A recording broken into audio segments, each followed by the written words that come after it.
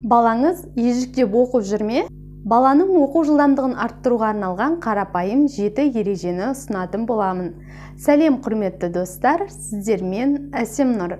Бүгін сіздермен баланың оқу жылдамдығын арттыруға арналған қарапайым 7 ережені ұсынатын боламын. Менімен бірге болыңыздар, каналыма тіркеліп лайк басып, комментарий қалдыруды ұмытпаңыздар.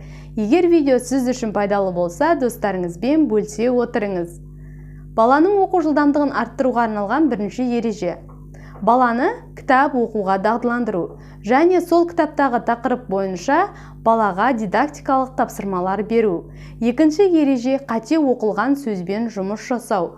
Қате оқылған сөзді балаңызға буынға бөліп айтқызыңыз.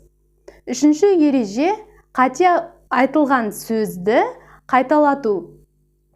Төртінші ереже қате айтылған сөзді тыңдаушыға қатесін түзеттіру. Бесінші ереже жаңылтпаштар жаттатқызу. Алтыншы ереже орфоэпиялық заңдылықты басшылыққа алу. Менің каналымда орфография және орфоэпия ұғымдары туралы толық мәліметтер бар. Толығырақ білгіңіз келсе, төменге сілтемесін қалдыратын боламын.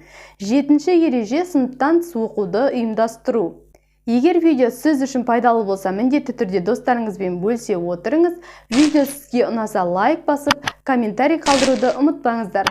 Сіздермен болған Әсем Нұр.